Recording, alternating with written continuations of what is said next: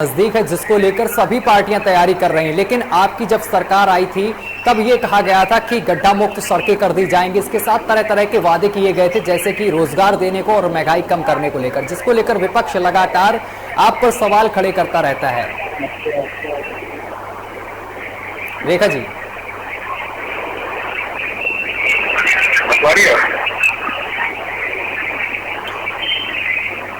दिलजीत जी, आप तक आवाज पहुंच रही है?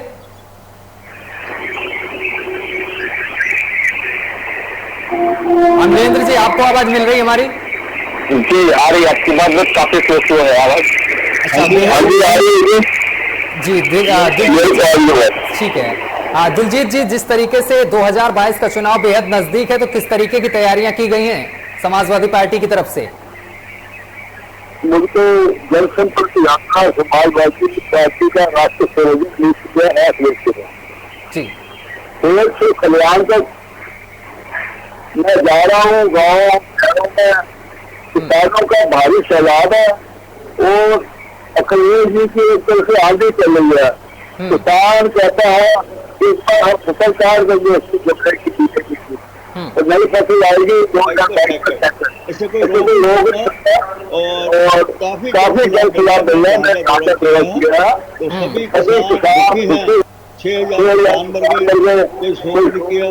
उसके बाद शिक्षा में बढ़ गए, सुसाइड कर लिया, कोई शौक नहीं। कोरोना काल में यूपी और पंजाब बिहार से गए लोग मजदूर लॉकडाउन में पैदल चल चल के मर गए, उनकी कोई सुविधा नहीं की। लॉकडाउन लगा दिया गया, जबकि पहले उनको पहुंचाना था, साधन बहुत थे हमारे पास, रेल बस। तो इसलिए अब ये अंत है। 2022 में साइकिल आ रही है भारी बहुत में, तो मुझे महसूस हुआ है। लेकिन दिलजीत जी, जिस तरीके से यहाँ पर किसानों का साथ देते हुए कई संगठन सामने निकल कर आ रहे हैं और ऐसा माना जा रहा है कि बीजेपी सरकार के जो नेता हैं वो कह रहे हैं कि यहाँ पर किसानों के कंधे पर विपक्ष बंदूक रखकर 2022 का चुनाव जीतने की तैयारी कर रहा है। दिलजीत जी, ये इसका इलेक्शन है जी, सारा बहुमत अखिलेश के लिए जा रहा है, इसलिए कि भाजपा के जुमला ने बड़े जुल्म किए हैं। इसको लेकर 10 करोड़ लोगों का कारोबार प्रभावित हुआ के चक्कर में। इसलिए ये सांप्रदायिकता को बढ़ावा देने वाली पूंजीपतियों की पार्टी है और नेताजी किसानों के, मजलूमों के, गरीबों के मसीहा हैं। इसलिए वही नेता वाले गुण अखिलेश जी में हैं। मुझे मालूम है उनके मुख्यमंत्री काल में दंगा हुआ तो उन्होंने बिना जांच के 5, 10, 20 लाख रुपए चेक बांट दिए। इस परोपकार को लोग भूल नहीं सकते। जो बंदा सारी जिंदगी में इतने पैसे नहीं कमा सकता था, मरने के बाद उसका परिवार बड़े आराम से एफडी कराकर अपना पालन पोषण कर रहा है। ये अखिलेश जी का सबसे बड़ा परोपकार है, जिसके लिए जनता उनके साथ है।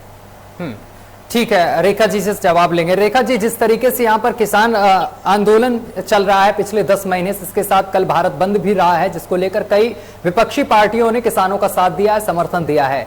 इसको देखते हुए क्या लगता है कि 2022 में चुनाव भी नजदीक है और कहीं ना कहीं बीजेपी की सरकार को इसका खामियाजा भुगतना पड़ सकता है?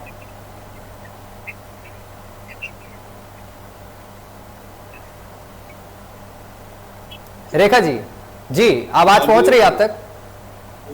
रेखा जी, जिस तरीके से यहाँ पर कल किसानों ने आंदोलन किया, भारत बंद रखा और इस दौरान कई विपक्षी पार्टियों ने समर्थन भी किया है किसानों का, तो क्या लगता है कि 2022 के चुनाव में इसका खामियाजा बीजेपी सरकार को भुगतना पड़ सकता है और विपक्ष को इसका लाभ भी मिल सकता है?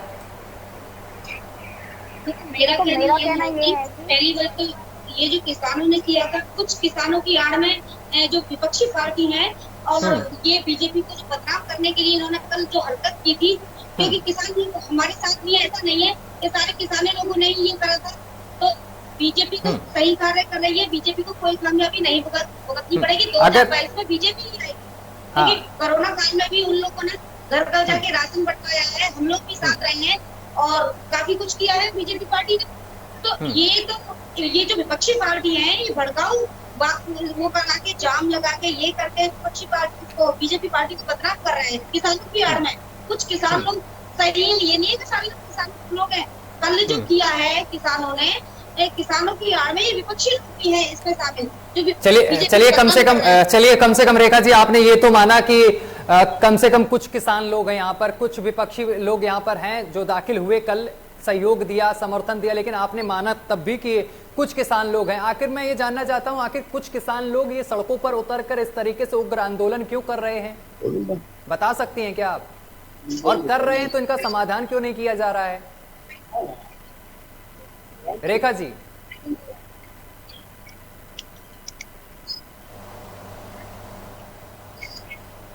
रेखा जी, आप तक आवाज पहुंच रही है?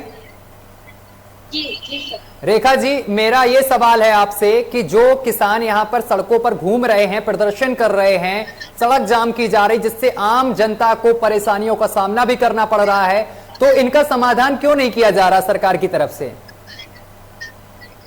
देखिए, इनसे आखिर बात क्यों नहीं की जा रही है? देखिए, मुझे भी कल मैंने भी देखा था, आम लोगों को परेशानी हुई थी, मानती हूँ, लेकिन कुछ किसान लोगों से हमारी बात हुई थी तो उन्होंने कहा हम भी तो किसान हैं, हम लोगों ने तो कोई जाम नहीं करा। पहली बात तो इनकी लड़ाई सरकार से है ना कि जनता से। इन लोगों ने कल जो हरकत की है वो बहुत निंदनीय है। कल इन लोगों को ये हरकत करनी ही नहीं चाहिए थी। ये तो बीजेपी पार्टी को मैं बार बार कह रही हूँ, बीजेपी पार्टी को बदनाम करने के लिए किया जा रहा है। किसान की लड़ाई है जनता उससे, बीजेपी मतलब सरकार से, ना कि जनता से।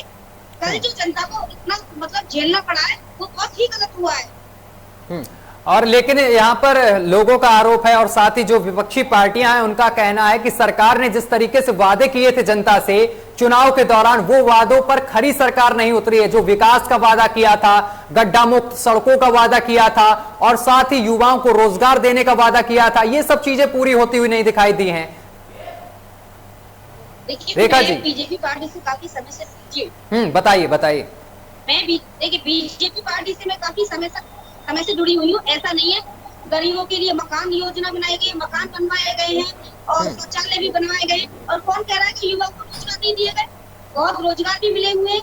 ऐसा नहीं है, ये तो सिर्फ एक भड़काने वाली बात है। ऐसा भी बीजेपी महिलाओं के लिए बहुत बड़ा अच्छा कार्य कर रही है, महिलाओं को अपना प्रोटेक्शन दे रही है। हर सुनवाई हो रही है, थानों में, कचहरी में, कहीं भी चले जाए। ऐसा कुछ नहीं है कि बीजेपी गलत काम कर रही है। ये तो सिर्फ, अरे महंगाई से क्या है, महंगाई तो भाई सभी के लिए थोड़ी ना, बीजेपी के लिए है, विपक्षी पार्टियों के लिए नहीं है। भाई मकान भी बने हैं, गरीबों को लाभ भी मिला है, घर घर जाके हमने राशन भी बांटते हैं। ऐसा नहीं है, खुद सरकार ने बांटे हैं। कहना का अभी इस महीने तक तो राशन फ्री दिया गया है गरीब लोगों को। कहने का मतलब महंगाई अगर है तो बीजेपी भी इसकी महंगाई की मार में है और जनता भी है। जनता का क्या दोष है भाई? जनता को तो रोजगार भी नहीं मिल रहा है और जनता भी इस महंगाई में जो सरसों का तेल है वो 200 रुपए किलो खरीद रही है और डीजल पेट्रोल के दाम बढ़े जा रहे हैं। इससे जनता का क्या लाभ है? जिस जनता से आपने वादे किए थे सत्ता में आने से पहले, जनता से कई तरीके के वादे किए थे कि महंगाई कम कर दी जाएगी, रोजगार दिया जाएगा, और आज आप ही कह रही हैं कि बीजेपी भी इस महंगाई को झेल रही है। देखिए, भाजपा ने कितने कार्य करे, ये सब गिनाने की, सड़क भी बनवाई है भाजपा ने, गरीबों के साथ है भाजपा। और मेरा दावा है कि 2022 में भाजपा ही सरकार आएगी। ये तो आप कह रही है ना, पार्टी कितना भी जोर लगा ले। ये तो आप कह रही, थोड़ा काम गिनवाइए, कौन कौन से काम करे आपने? जैसे बताया सड़क बनवाई है, और विकास के कौन कौन से काम किए गए हैं? विकास में क्यों नहीं, गरीबों के लिए आवास बनवाए हैं, घर ये शौचालय बनवाए हैं। कितने गरीबों को आवास मिले? 15 रुपए महीने भी दिए, राशन फ्री दिया है, राशन भी बनवाया। अब तक ये सितंबर के माह तक राशन फ्री दिया है गरीबों को। कोरोना काल में भी काफी मदद की गई है। तो रेखा जी, आपने कौन सा एहसान कर दिया जनता पर? ये तो आपका काम है राशन देना, ये तो आपका काम है सरकार का। कुछ नहीं कर रही, ये कहना तो गलत है ना। ठीक है सर, और दूसरी पार्टी जनता जाके बताइए। ठीक है, दूसरी पार्टी क्यों बंटवाएगी? सरकार आपकी है, जिम्मेदारी आपकी, तो आप बंटवाएंगी। ये सब काम तो आपका है। ठीक है, अमलेंद्र जी से जवाब ले रहे हैं, वो बहुत मुस्कुरा रहे हैं अमलेंद्र जी। ठीक है, अमलेंद्र जी जरा जवाब दीजिए। अध्यक्ष श्रीनिवासन जी से ऑक्सीजन की मांग कर रहे हैं। जो विदेश का रसिया का था सेक्रेटरी दिल्ली में, वो यूथ कांग्रेस के अध्यक्ष से मांग करा। ऐसी बहुत सारी चीजें हैं जो यूथ कांग्रेस के अध्यक्ष ने किया। ऑक्सीजन मैन का नाम देगा, सुनील सूद ने काम किया। आप बताइए कोरोना काल में कितने बीजेपी के नेता सड़कों पे थे, यूपी में कितने सांसद सड़कों पे थे, कितने विधायक सड़कों पे थे। रही बात राशन की, तो सरकार का कार्य है बांटने का। 5 किलो का राशन दिया जा रहा है और 200 रुपए का झोला दिया जा रहा है। ये कहिए ना, राशन के नाम पे सरकार अपना प्रचार करने का कार्य कर रही है। रेखा जी, आप बताइए कितने लोगों को रोजगार दिया गया? आपके गृह मंत्रालय का आंकड़ा कहता है कि यूपी में सर्वाधिक असुरक्षित महिलाएं हैं, उसके लिए मुख्य केंद्र है लखनऊ। अब आप बताइए, अपराधी यहाँ खुलेआम घूम रहे। ये बीजेपी की जो केंद्र सरकार, उसका गृह मंत्रालय इस बात का रिपोर्ट देता है कि सबसे असुरक्षित अगर कोई प्रदेश है तो वह है उत्तर प्रदेश। योगी जी ने सिर्फ और सिर्फ वादों के अलावा किया क्या है? आप रोजगार की बात करिए, कितने कर दिया गया? अभी बहुत सारी वैकेंसी खाली है, लेकिन सरकार रोजगार देने का कार्य नहीं कर रही है। कुछ छात्र थे, उनके लिए स्कॉलरशिप बंद कर दी गई। यूनिवर्सिटीज में फीस बढ़ाने के नाम से हॉस्टल की फीस बढ़ा दी गई। आप सड़कें हालात देख लीजिए, बहुत सारे जिले हैं जहाँ पे राज्यपाल जाते सड़कें अच्छी कर दी जाती है, मुख्यमंत्री सड़कें अच्छी कर जाती है, लेकिन अन्य आप गांव पे जाके देखिए, अगर एक आंधी भी आ जाए तो 15-15 दिन गांव में बिजली नहीं आती। कर्जा माफी की बात कर लीजिए, अब कितना किसान परेशान है यहाँ पे। 50 किलो की जो डीएपी यूरिया की बोरी है उसको 45 किलो कर दी है, उसके दाम बढ़ा दिए गए। आप सरसों की बात कर लीजिए, सरसों जब किसान बेचता है, उसके बेचने का समय आता है तो होती है 4500-5000 में। जब उसको बोने के लिए जरूरत होती है तो आप उसकी कीमत होती है 10,000 रुपए। क्यों होता है ऐसा? आप बताइए। 200 रुपए से ऊपर सरसों का तेल बिक रहा है। अभी फॉर्चून का सोयाबीन ऑयल का बिका 255 रुपए का। आप बताइए रेखा जी, जवाब दीजिए। तो बहुत सारे अनगिनत सवाल है कि जो इस बार जो बीजेपी की सरकार को सपने से उखाड़ने का कार्य करेगी। अखिलेश यादव जी क्या कर रहे हैं? आप खुद देखिए, एसी में बैठे हुए हैं, इनके लोग निकल रहे, वो निकल रहे। आने वाले समय में प्रियंका गांधी के नेतृत्व में कांग्रेस की सरकार बनाएगी, क्योंकि प्रियंका गांधी सड़कों पे जाके लोगों के लिए संघर्ष कर रही हैं। कल हाथरस की जो बेटी के साथ अत्याचार हुआ था 1 वर्ष पूर्व, उसका कल 29 तारीख को 1 वर्ष पूर्ण हो जाएगा। आप बताइए कितना न्याय दिया गया? कहाँ अखिलेश यादव निकल के गए? अखिलेश यादव सिर्फ एक जाति या विशेष के लोगों के लिए कार्य कर रहे हैं। बलियान योगी का अगर नाम के आगे एक व्यक्ति विशेष का सिर्फ अगर नाम के आगे लिखा है, नाम के आगे लिखा बनेंगे। जी को सिर्फ कार्यकर्ता है। बताइए विकास के नाम पे केस किया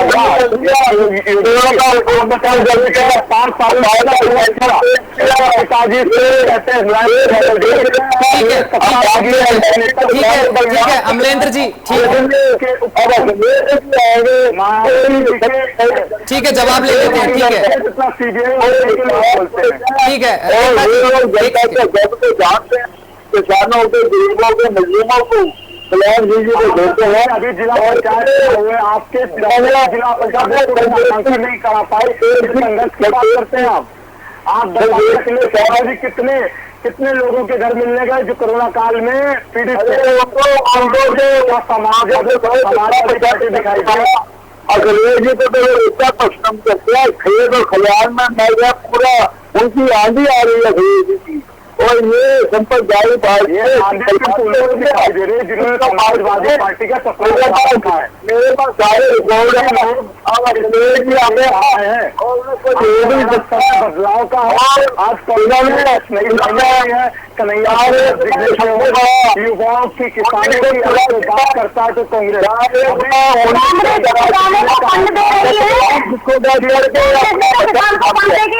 कराई रही है, बीजेपी को बदनाम कराने के लिए कांग्रेस को फंड दे रही है। तो बिल्कुल जो बात कांग्रेस इनको नैतिकता के आधार पर। एक सेकंड दिलजीत जी, आपके पास आ रहे हैं। रेखा जी, बहुत अच्छा आरोप यहाँ पर लगाया है सरकार से। रेखा जी, कांग्रेस पार्टी किसानों के लिए कर रही है,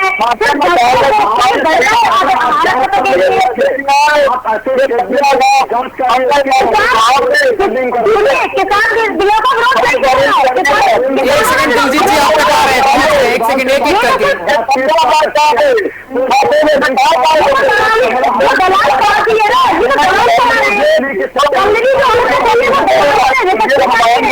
सेकंड जी जी, एक सेकंड आपके पास आ रहे हैं, समझ में नहीं आ रहा कौन क्या बोल रहा है। एक सेकंड रेखा जी, एक सेकंड आपके पास एक सेकंड। आपने मजबूर किया ना उनको, फिर मूड बना लिया है कि 2022 में बीजेपी सरकार को हम लाएंगे। तो आप पक्का बीजेपी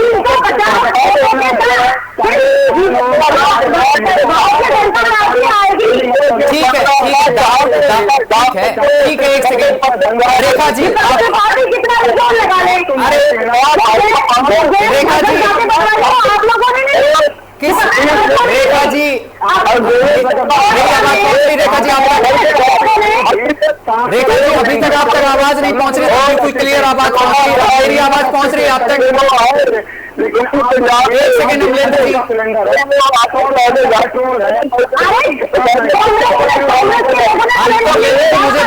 आपका ऑडियो डाउन कराना पड़ेगा। एक सवाल पहले सुनिए।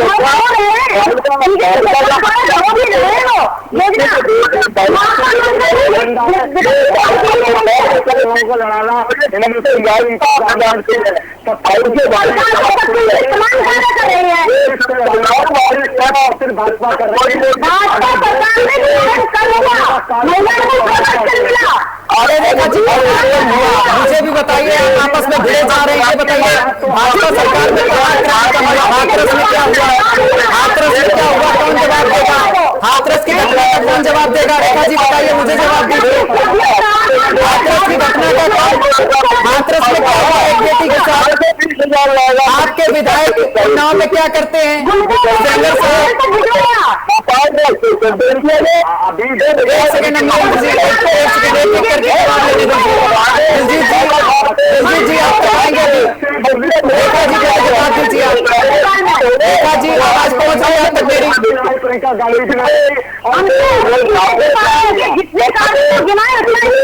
रेखा जी आप तक आवाज पहुंच रही है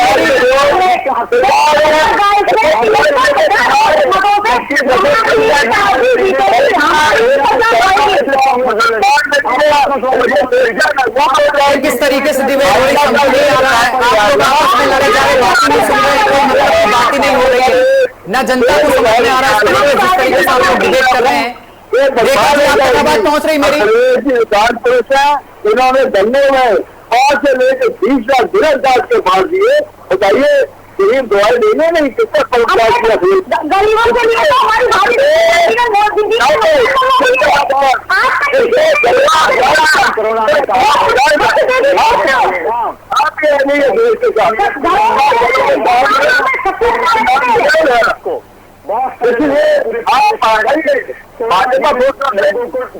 रेखा जी आप तक आवाज पहुंच रही मेरी?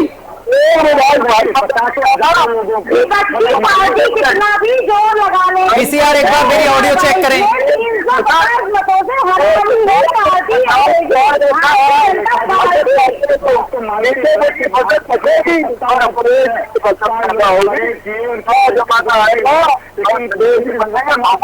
आप इस बात से एग्री करेंगे जी? क्या आप इस बात को मानती हैं? बीजेपी की किसान युवा परेशान है, क्यों सर इन्होंने किसान के रेखा जी आप तक आवाज पहुंच रही है? कानूनों में कांग्रेस उनको उसको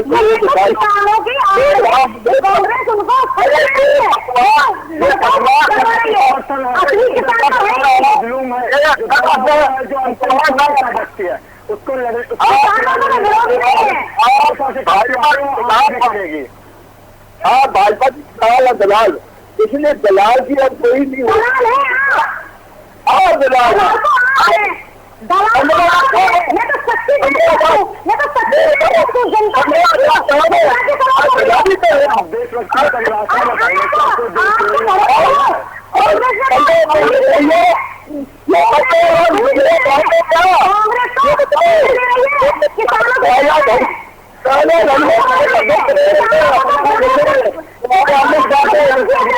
में डाल दिया।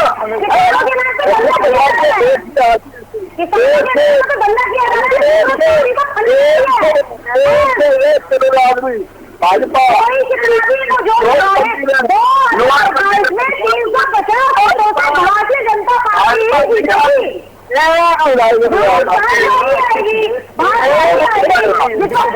भारतीय जनता पार्टी किस बेस पे जीतेगी ये भी तो बताइए। रेखा जी ये भी तो बताइए किस बेस पे भारतीय जनता पार्टी जीतेगी।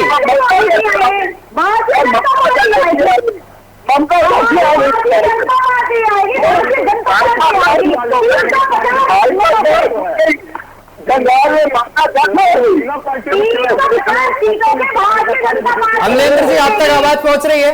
बिल्कुल, भारतीय जनता पार्टी की फसल कट गई। 2022 में प्रचार कार्य और आएगी। चलिए बहुत बहुत धन्यवाद आप सभी का, तीनों का हमारे साथ जुड़ने के लिए, तमाम बातचीत करने के लिए। तो 2022 चुनाव को लेकर चर्चा कर रहे थे, लेकिन यहाँ पर सभी पार्टियां अपनी अपनी यहाँ पर सीटों की बातें करती हुई नजर आ रही हैं और बड़े बड़े दावे करती नजर आ रही हैं कि 2022 में भारतीय जनता पार्टी की सरकार बनेगी। और इसके साथ ही वहां पर सपा के जो प्रत्याशी हैं वो सपा का पक्ष लेते हुए नजर आ रहे हैं। फिलहाल मेरे साथ अभी के लिए बस इतना ही। देश दुनिया की तमाम खबरें देखने के लिए देखते रहिए लोकमंच न्यूज।